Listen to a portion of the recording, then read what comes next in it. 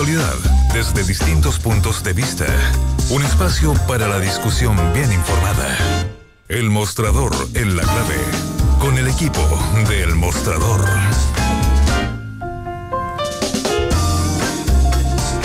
En el Mostrador en la clave ya está con nosotros Mirko Macari. Está por llegar Héctor Cosio, creo. Sí, así es. Viene Héctor hoy día. ¿Cómo está, Fernando? Buenos días. Bien. ¿Qué tal? ¿Cómo va a ser viernes? No es mal. Sí, oye, hay varias cosas que podríamos conversar que son interesantes antes de que se sume Héctor. Héctor y el Congreso del Futuro. El Congreso del Futuro, sí. exactamente. Pero me parece súper interesante hablar sobre un punto que tiene que ver con lo que está pasando o lo que va a pasar. Lo hemos hablado bastante, pero hay un punto en especial, lo que va a pasar en torno a Carabineros y el caso de Carabineros. Va a ser formalizado por primera vez un general director, ex general director, que no es el último, ni el penúltimo. Por lo tanto, uno se puede preguntar legítimamente si es que está siendo formalizado un ex general director de Carabineros que estaba bien atrás en toda esta trama que dura 11 años. ¿Qué pasa con los que lo siguieron? Porque siguió el problema durante 11 años. Pero en segundo lugar, que es el punto que me interesaba tocar contigo teóricamente, es súper cómodo. Regalo a la teniente, ¿no? No. Es súper cómodo la estricta verticalidad del mando, las monarquías absolutas, llamémoslas así.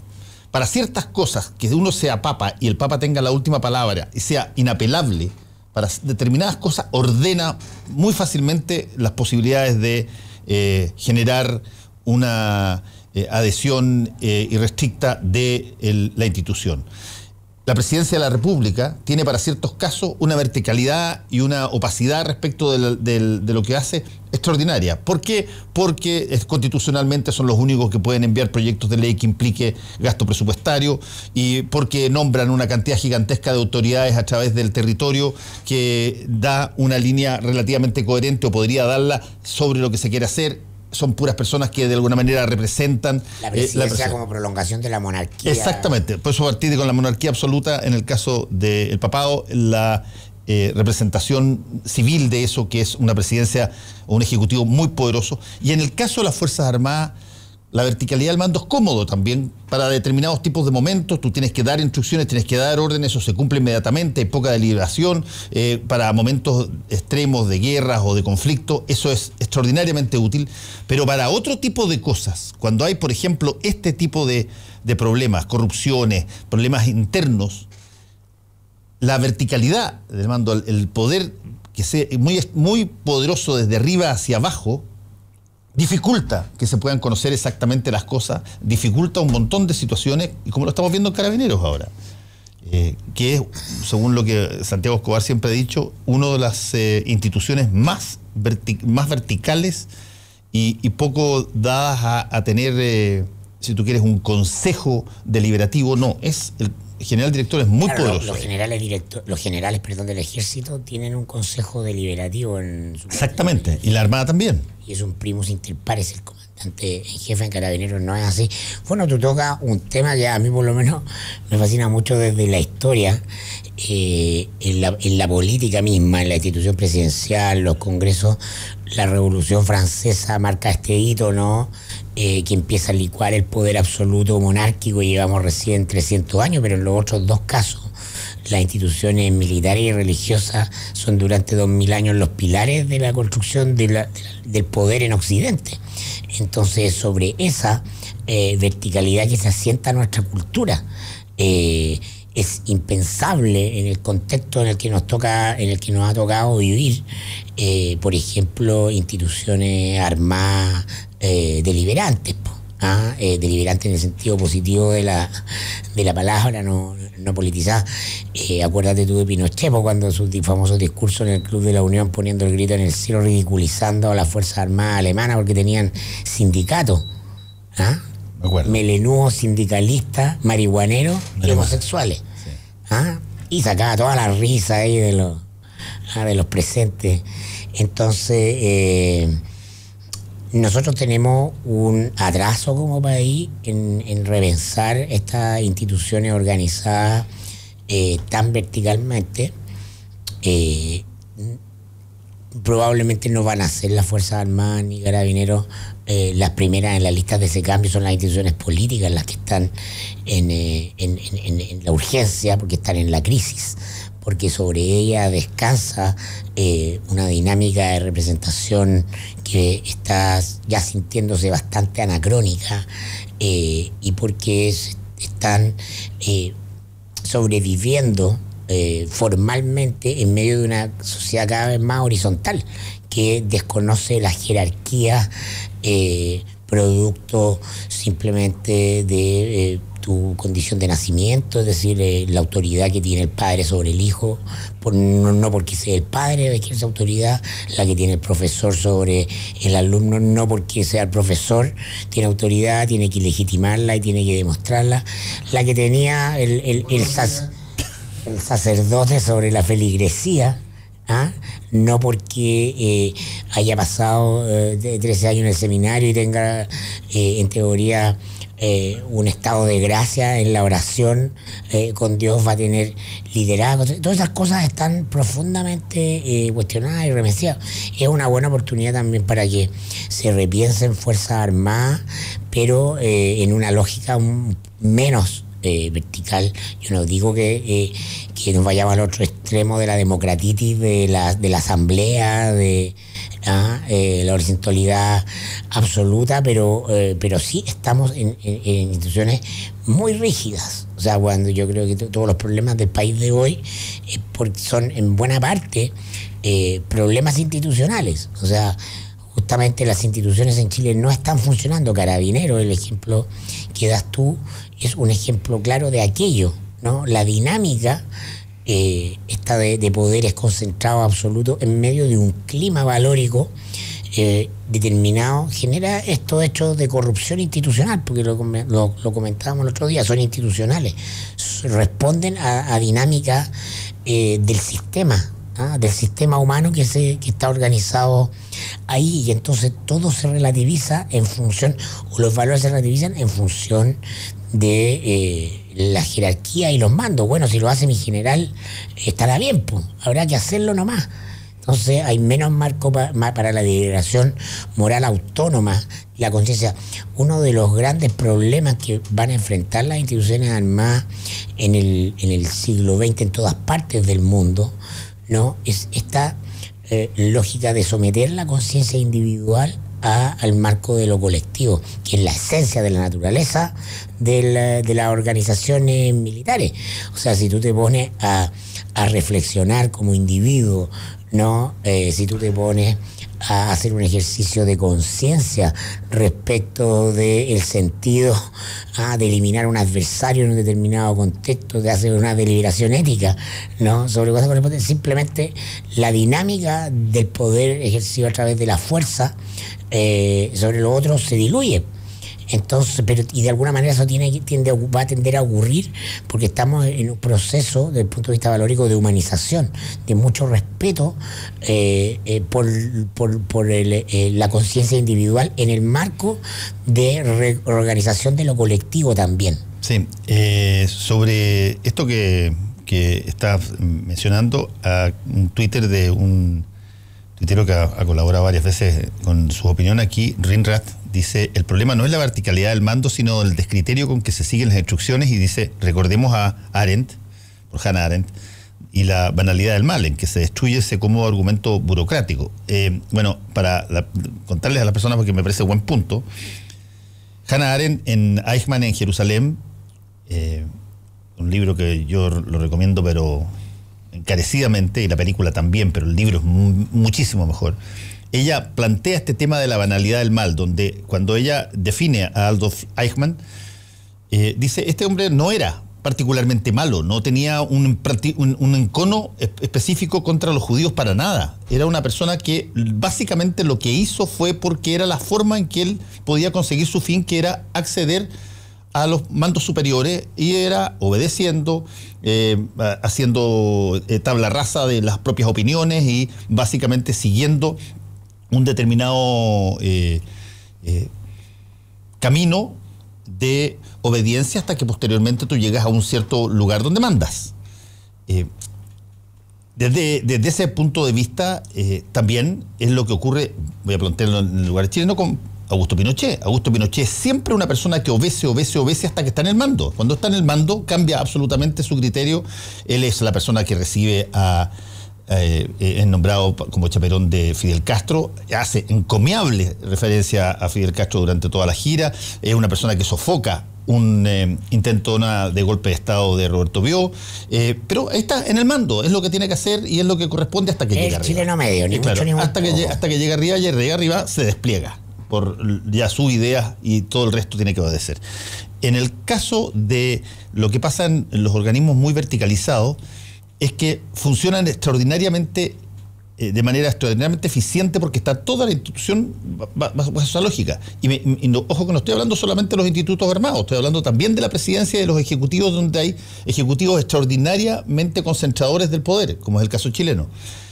Cuando algo de eso falla, porque se descubren situaciones graves de eso, lo que pasa en Carabineros, o el Milico Gate, o lo que pasa en todo lo que tiene que ver los escándalos de la política, o lo que tiene que ver con el problema de la presidenta a raíz de Cabal y cómo tiene que enfrentar eso desde un ejecutivo todopoderoso, o cómo se tramitan las políticas públicas donde tú tienes un ejecutivo que tiene el monopolio de las urgencias. Bueno, cuando eso entra en crisis, hay un problema serio respecto de qué hace un organismo que está diseñado para que no haya deliberación. Y cuando más necesita que se discuta la cosa, lo que básicamente los mandos hacen es protegerse a sí mismos y empeoran lo que está pasando. Que es un poco lo que está pasando con Carabineros y con el Ejército en el caso del tema de Juan Miguel Fuentealba, donde tú tienes una verticalidad donde, dicho sea de paso, desobedecer es delito. No es una falta, no es un coscacho, no te dejan sin postre, es delito en ese tipo de situaciones. Por lo tanto, es una situación que claro, no se debe cambiar a una cosa pero hiperdeliberativa, pero se necesita mandos intermedios que sean capaces de levantar y apuntar el dedo donde están pasando cosas que los altos mandos no ven o no quieren ver porque dificulta su ascenso a lo más alto. Sí, lo que tú mencionabas de Eichmann y todo el fenómeno de los nazis, ¿no?, que cometieron estas atrocidades obedeciendo órdenes y siendo perfectos funcionarios del aparato burocrático, yo siempre lo relaciono o trato de mirarlo desde la perspectiva de que los seres humanos, las sociedades humanas, nos constituimos como sistema. Venimos organizados naturalmente como sistema, y en esta era en especial estamos bajo el influjo ideológico de un excesivo individualismo, lo que no significa que yo sea partidario de ningún tipo de estatismo o de colectivismo malentendido.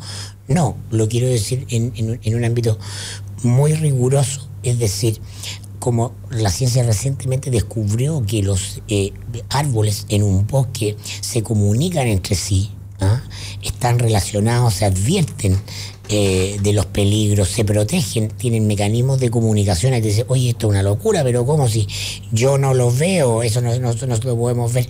Bueno, porque somos energía, entonces captamos desde el punto de vista de la tridimensionalidad material solo una parte de la energía. En el plano de lo psíquico, los seres humanos estamos unidos. En los casos de la familia, esto es muy evidente y muy potente, pero estos sistemas se van ampliando y las sociedades son parte de eso por inconscientes colectivos.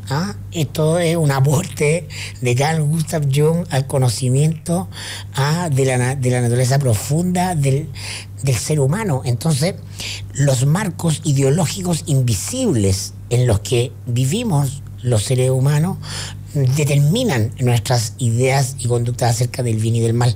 Iván Weissman se encoleriza, ¿no?, cuando yo hablo de el modelo neoliberal como marco, como paraguas, en el cual se dan este tipo de comportamientos. Tú lo ves de manera regular en distintos ámbitos institucionales. No es distinto lo que pasa en las organizaciones armadas, en Carabineros, bajo el paraguas de la ideología neoliberal que nos dice, oye, compadre, hay que maximizar las utilidades de cada uno como individuo, cueste lo que cueste, porque estos son los valores que como sociedad estamos premiando. Las mismas Fuerzas Armadas cometieron las atrocidades que cometieron en Chile en el marco de haber sido formadas, instruidas, adiestradas y adoctrinadas permanentemente también en un marco ideológico que era la doctrina de la seguridad nacional. Ellos estaban en una guerra salvando al país de un enemigo que era el comunismo, y el otro no era un ser humano, era un comunista. No, eso a través la educación es clave para organizar. Sobre la educación no solamente formal, no es solamente el instituto armado, no solamente la escuela del colegio, que sí es un agente fundamental de valores, también hoy día como en ninguna otra era de la humanidad, no el constructo comunicacional social, el dispositivo de la publicidad y los medios de comunicación promueven valores que no son neutros, que nos resultan invisibles a nosotros a la hora de entender cómo nos movilizamos y cómo tomamos nuestras decisiones. Pero si tú haces un pequeño acto de conciencia, vas a verlo de manera muy presente. Entonces, Carabineros no escapa, ¿no?, a este macro paraguas similar al que tuvieron todos los funcionarios comunes y corrientes del régimen nazi, donde fueron reforzados por un cierto discurso, por una construcción de una propaganda y una dinámica que legitimaba y aceptaba ese tipo de comportamientos. Mirados a sí mismos, eran funcionarios ejemplares. Entonces, finalmente no se trata de la persona. Al final del día, las personas respondemos al momento histórico, al sistema en el que estamos insertos. Y por eso que cuando uno dice o apresuradamente condena a fulanito o sutanito como responsable de algo, también tiene que ver esta persona en qué medida es hija de nosotros como sistema, como sujetos. Todos lo somos, todos. Entonces, cuando hay problemas sociales como la delincuencia o la corrupción, tú no puedes decir, esos son los corruptos, hay que sacarlos, se queman en la cárcel, fuera, el resto del árbol está bien. Los delincuentes, esos son los sátrapas de los portonazos, aislémoslos, saquémoslos, sequémoslos en la cárcel. Son productos del sistema al que todos contribuimos, consciente o inconscientemente. Sí. Yo creo que hay mucho de eso, hay mucho de formato ideológico y de cómo te tienes que comportar dentro de esa lógica, pero... Y en el caso de los institutos armados, en cualquier marco ideológico lo hacen con eficacia, la eficacia que le da la formación vertical. Vertical, no cuestionable. Fueron eficaces en los crímenes que cometieron durante la dictadura militar, porque se montaron máquinas profundamente eficaces de exterminación de enemigos políticos. Tú no puedes decir que no fueron eficaces en eso, ¿no? Y son eficaces a la hora de incorporar estos otros valores, ¿no? Él maximiza tus utilidades y aprovecha y gana plata, porque la plata es el valor supremo socialmente legitimado, admirado. Se trata de cómo te forraste rápido, ¿no? Y no pueden haber obstáculos para eso, ¿no? Finalmente son también un poco todos víctimas de los sistemas bajo los cuales viven, porque los sistemas son eficaces en eliminar el discernimiento ético. Y claro, y que tú no tengas una voluntad disruptiva, una voluntad que cambie la dirección de la instrucción. Si eso es una cosa... Eso queda completamente eliminado en el caso de las instituciones militares. Lógico, y en el caso de los conflictos, cuando tú necesitas que las respuestas a las amenazas sean instantáneas, funciona extraordinariamente bien. Es castigado el discernimiento individual. Por eso, porque en la es un institución militar. Claro. Bueno, en el caso del Ejecutivo, vayamos al lado político, tú tienes, yo creo, una cantidad de señales tan gigantescas. Es cierto que yo ya parece un mantra mío, pero tienes una cantidad de referencias tan directas a que este presidencialismo extremo que viene dándose ya por siglos y que ha cambiado la forma, pero no cambia la esencia del sistema, como tú dices, está empezando a hacer agua. Tú tienes un problema presidencial o tienes un problema con algún ministro y todo repercute en el presidente de la República, todo termina en la verticalidad del mando y en el último. Por lo tanto, la labor de la oposición y de las oposiciones en general son básicamente pegarle a una sola persona. Y tú desarmas buena parte del sistema. Y eso me parece a mí tremendamente ineficiente para una democracia que justamente por definición es deliberativa. Es una cosa que tú discutes, que tú conversas. Sin embargo, el sistema presidencial supremo, ejecutivo, vertical, es todo lo contrario. Tú básicamente lo que quieres es que las cosas se cumplan desde arriba para abajo. Entonces tú tienes que hacer algún ajuste ahí tarde o temprano, ya sea haciendo un cambio a semipresidencialismo, a parlamentarismo. Tienes que poner algún tipo de órgano intermedio que sea capaz de generar las condiciones de poder establecer, por ejemplo, mayorías para sacar adelante políticas públicas, o que genere filtros o tope que no terminen con un cuestionamiento cada vez a la máxima autoridad de la República. La autonomía y construcción de poderes locales, además. Pero bueno, o sea, lo que tú relatas es básicamente, se da la paradoja de que es muy potente el discurso de estamos en democracia, porque vamos a votar una vez cada 4 años para elegir a este presidente monárquico de carácter monárquico, y en el imaginario simbólico de las masas, en el imaginario simbólico del votante que define la elección, de eso que comentábamos de el facho pobre en un determinado minuto, ¿no? La señora Juanita, el que se aproxima a la urna con disposición de consumidor y no de ciudadano deliberante, ¿no? Que funciona por sensaciones, que funciona por cuñas, por imágenes de televisión, sin tener razonamiento político profundo. Bueno, en ese imaginario, ¿no? El responsable de la situación del país es el presidente. Mira tú, qué cosa más absurda. Qué cosa más absurda. O sea, tenemos una población, yo no te diría escolarizada, kinderizada, en términos de alfabetización política, ¿no? Es decir, finalmente, desde el punto de vista de la construcción simbólica, el país está mal, esta señora tiene la caga. O el país está mal, este viejo es un tal por... Pero, o sea, ese sistema es una expresión de nosotros mismos, de nosotros como ciudadanos. Sin embargo, hemos sido desprovistos de la conciencia de que ese poder es tu poder, claro, que tú lo has delegado. Malamente, en las sociedades complejas que estamos construyendo en el siglo XXI, malamente podemos seguir pensando de la manera decimonónica en que lo hace la élite y buena parte del país, ¿no? De que en una persona descansa el conjunto de responsabilidad de la conducción de toda la nación, ¿no? Eso es parte de nuestro subdesarrollo exitoso, es parte de nuestro atraso fundamental. No se condice con generar sistemas, sistemas al día de lo que está ocurriendo en el mundo. Entonces, porque nunca hemos desarrollado ciudadanía, porque en Chile no hay ciudadanos. No hay ciudadanos. La democracia dio paso, el fin de la dictadura en el marco institucional creado por la propia dictadura, a un régimen oligárquico, con un fuerte componente plutocrático. Eso es, ¿no? Son como unos pocos dominan a unos muchos, de manera eficaz. Eso se tratan las famosas democracias modernas. Entonces, estamos en esa fisura, en esa fractura. Hacemos un alto y volvemos con el mostrador en la clave.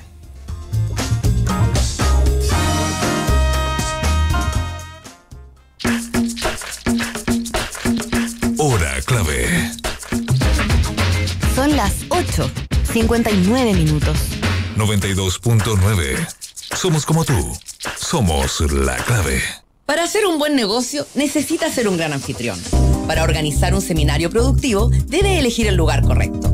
Visite Hotel Los Nogales y compruebe que superaremos sus expectativas. 5 salones de hasta 300 personas con equipos audiovisuales, estacionamiento y Wi-Fi de alta calidad. Cotice en hotelnogales.cl o al 223-356958. A 2 cuadras del Metro Estación Los Leones. Hotel Nogales, Los Nogales 741 Providencia. Si tú eres de las que se preocupa de dar lo mejor a tu familia, la que da su receta por Facebook, la que da sin esperar nada a cambio, la que da ideas para el fin de semana, la que da consejos por WhatsApp, la que da orden y malcría, la que da permiso, la que da su hombro, la que da amor... Entonces, dale Manantial a tu familia, porque darles agua purificada les hace bien. Manantial no contiene cloro, es libre de sodio y es 100% pura. En Manantial despachamos gratis toda la pureza y frescura que merece tu familia. Contáctanos al 600-427-2200 o solicítalo en manantial.com. Manantial es vida.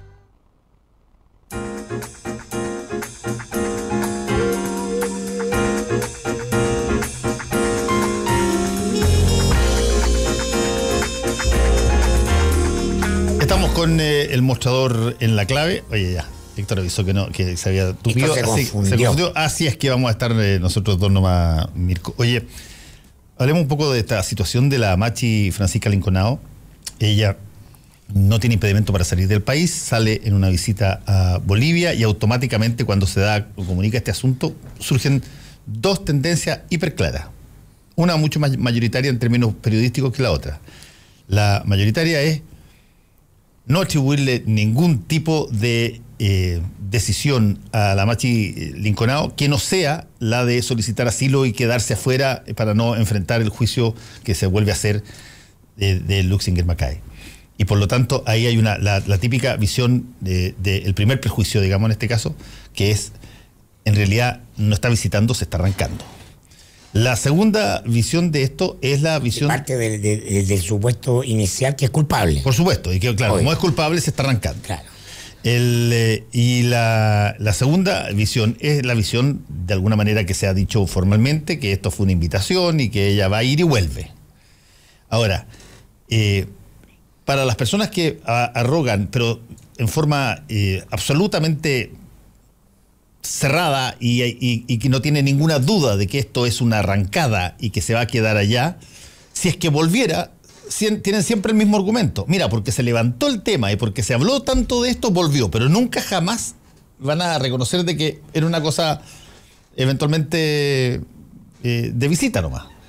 O tú ganas porque se queda allá, o tú ganas porque vuelve, porque tú en el escándalo que hiciste que volviera. Porque cada uno cree lo que quiere creer, en definitiva. Es que eso es parte de lo que... argumentales en función de tu emoción inicial, que es irracional. Es que parte de eso es lo que quería comentar, que es como tú empiezas a construir... la irracionalidad desde los dos supuestos. Desde los dos supuestos. Inocente o culpable. Yo no lo sé, de verdad. No estoy...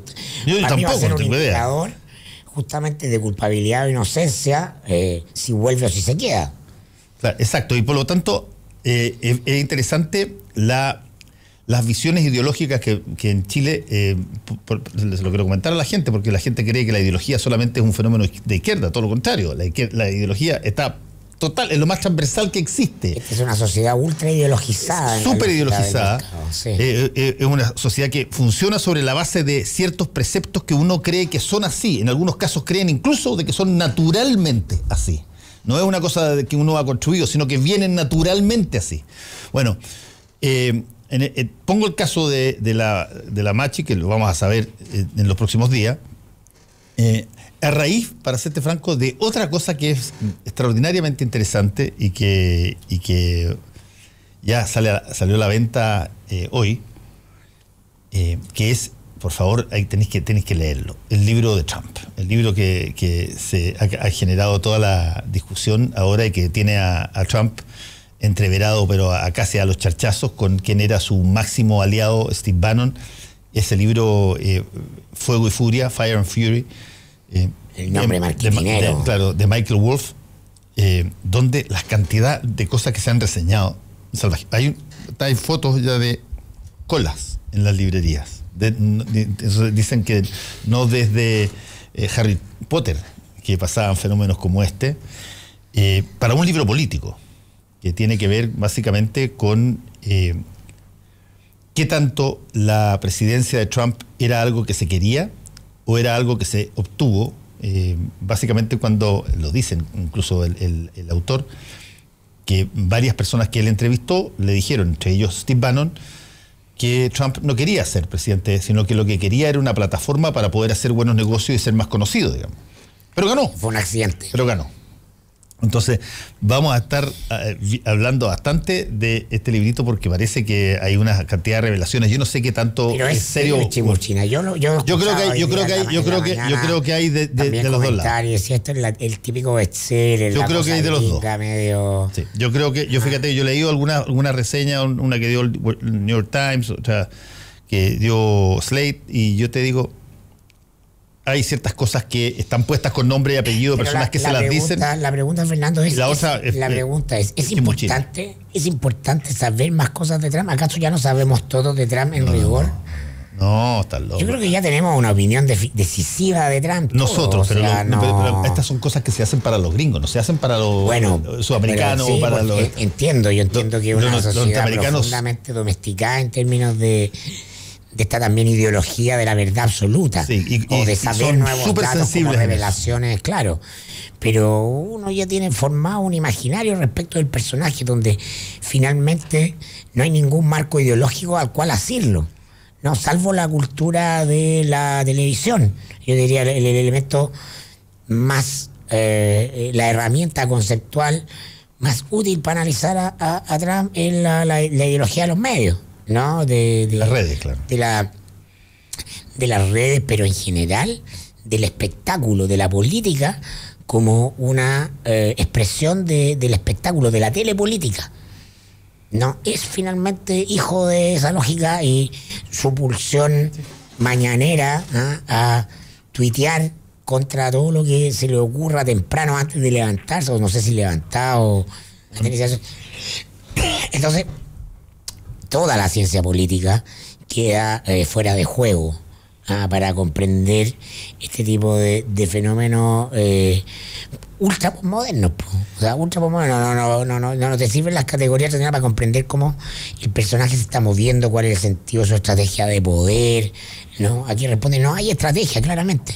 No hay diseño, hay pulsión. Sí, pero yo creo que hay un fenómeno que es bien interesante, que por ahí alguien va a sacar el libro que hable del tema, y que tiene que ver cómo se ha, entre comillas, televisado, o ha televisado, si que pudiera existirse el verbo a televisar, que significa transformar a personas en formato de lógica televisiva. Se ha televisado todas las relaciones comunicacionales entre el poder y la ciudadanía, donde tú necesitas en cada uno de los twitters, que eso lo hace muy bien Trump, poner drama, generar drama, cambiar el input, cambiar el estímulo, ser tremendamente tajante, rotundo, no andar con medias tintas, sino que necesitas drama, pero anda derecho. Bueno, el reality, pues, si un personaje que viene al reality, por eso ese marco de la industria cultural, ¿no? Es el que lo logra retratar, es el único. ¿No? El eje izquierda-derecha, la relación Oriente-Occidente, todo el resto quedan vacíos, son parte del siglo XX, son herramientas conceptuales del siglo XX que quedan vacías frente a Donald Trump. O sea, es un personaje además que no tiene hilo conductor, ¿no? En política estamos asistiendo a que en teoría el hombre más poderoso del mundo, yo discuto que eso sea así, que el presidente de Estados Unidos, aparte de los lugares comunes que repetimos en los medios de comunicación, no sea un político con estrategia, con ideología, él tiene un puñado de convicciones y lo suyo es el día a día, claramente, ¿no?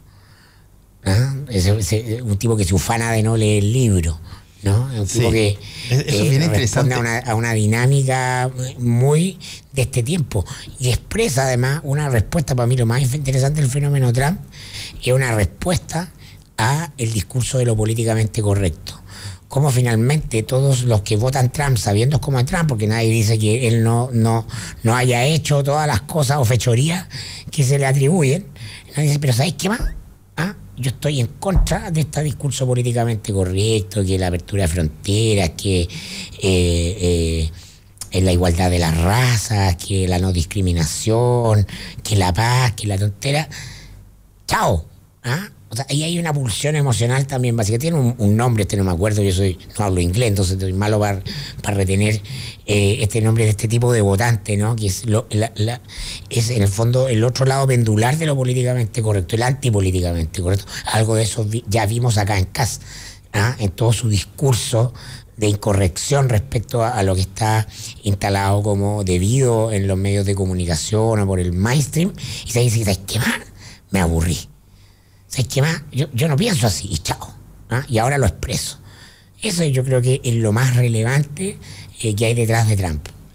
Sí, aquí Ignacio Mujica dice, Trump usa Twitter para no ser sacado de contexto.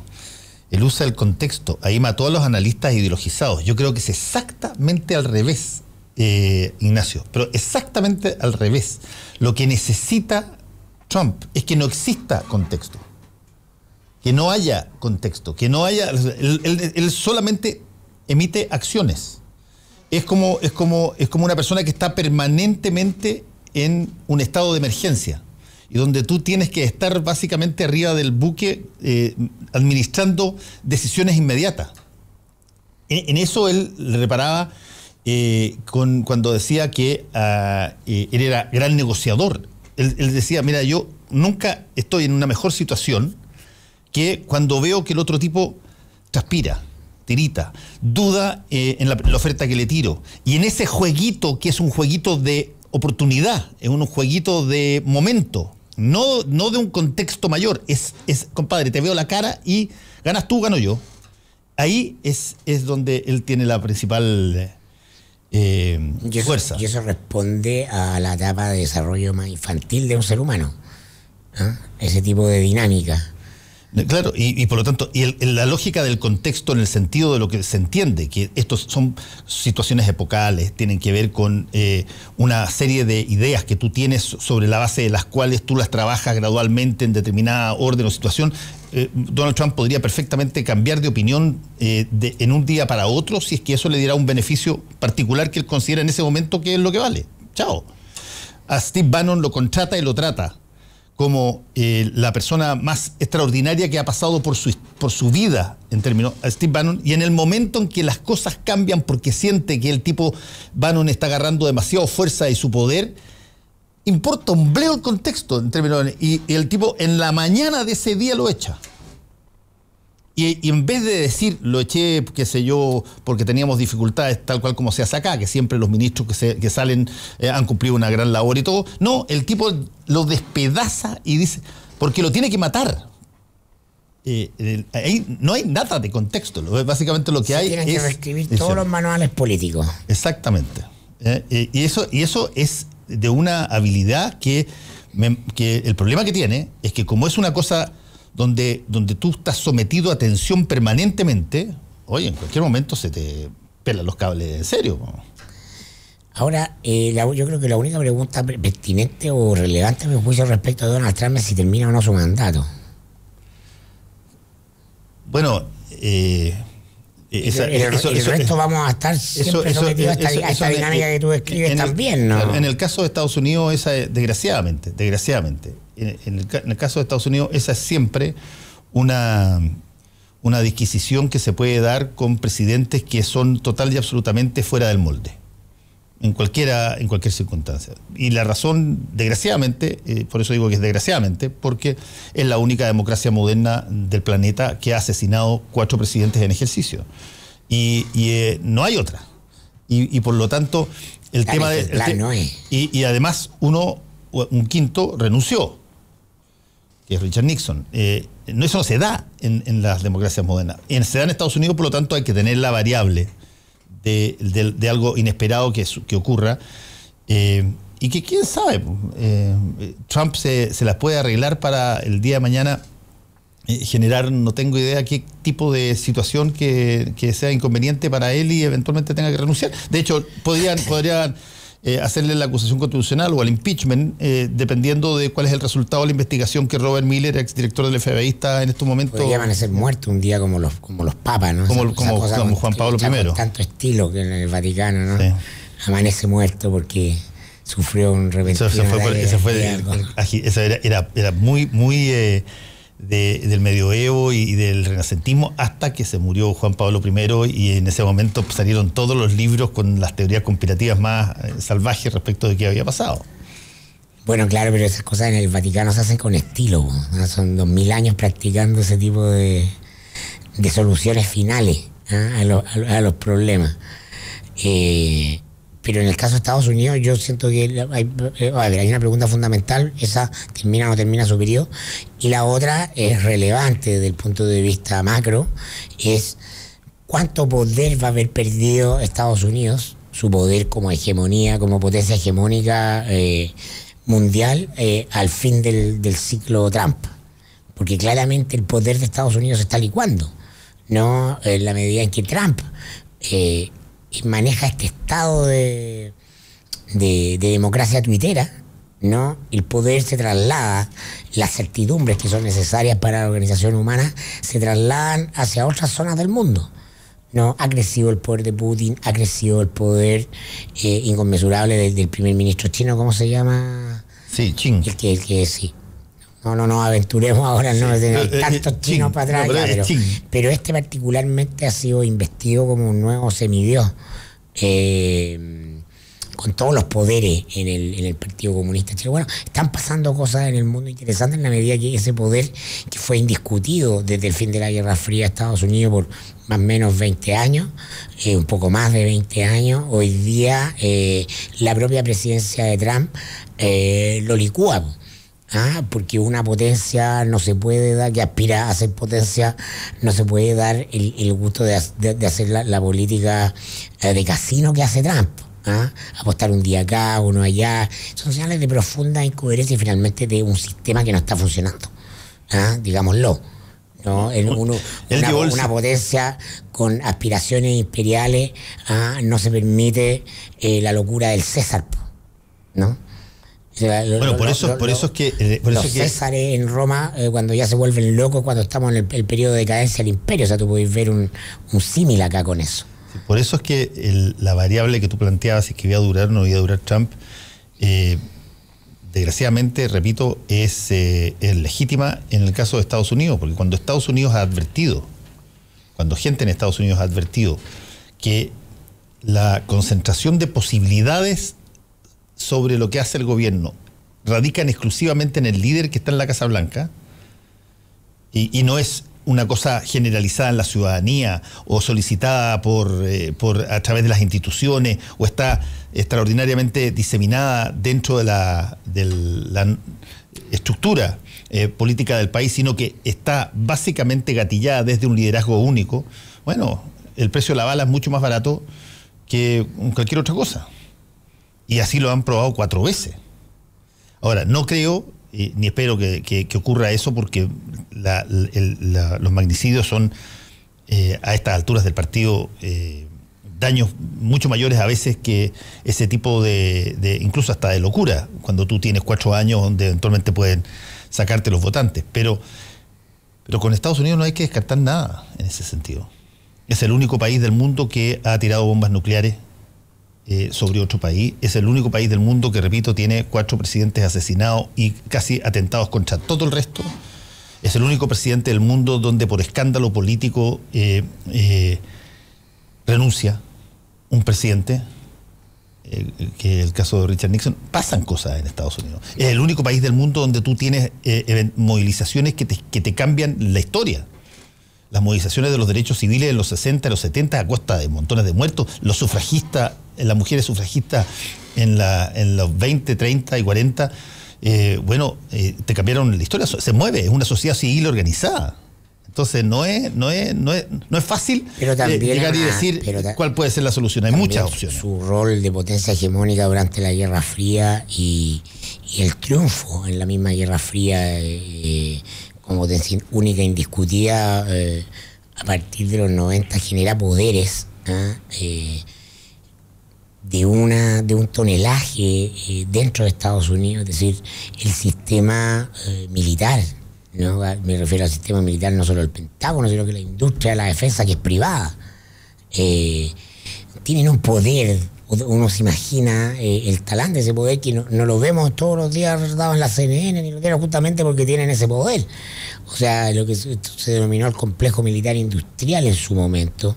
Eso hizo Eisenhower, nada más y nada menos. Con una capacidad de someter al poder político, a los presidentes, porque se autorrecetan generar guerras, porque esas son las guerras que movilizan económicamente su razón de existencia, ¿no? El negocio de lo militar, el negocio del petróleo, ¿no? Además que a la baja en el mundo explica buena parte, por ejemplo, de lo que fue la invasión a Irak. O sea, todo un dispositivo comunicacional mentiroso, absolutamente mentiroso para justificar, ¿no? Un negocio. Un negocio, o sea, tenían a la presidencia de Bush las grandes petroleras, todo el círculo de Bush con Dolores Rice. Él era miembro del directorio. Claro, no, eran todas las Halliburton, ¿no? Estaba Chevron, se fueron a repartir Irak, Afganistán, y armaron su mega negocio. O sea, eso hasta ahora está así. La expansión militar como expresión finalmente de la expansión económica. Sí, ahora lo interesante de todo eso, por ejemplo, en el caso de lo que tú mencionaste de Estados Unidos respecto de la presencia militar. Estados Unidos es una sociedad donde lo militar forma parte de los valores permanentes a los que hace alusión así la ciudadanía. Todos los imperios. Sí. El imperio de la humanidad que no tenga esa. Tú lo haces. A nosotros hay un escándalo en Carabineros o hay un escándalo en el Ejército, y nos podemos dar el lujo, en forma bien cómoda, de mirar eso como si fuese una cosa distinta a nosotros. Eso le pasa a los militares, eso le pasa a los carabineros, etc.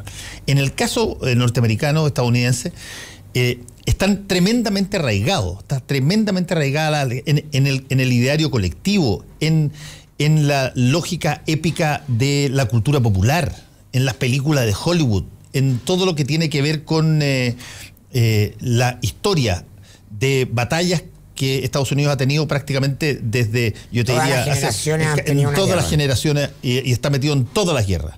Por lo tanto, hay una cosa que no se avisora como distinto al mundo civil tajantemente, sino que forma parte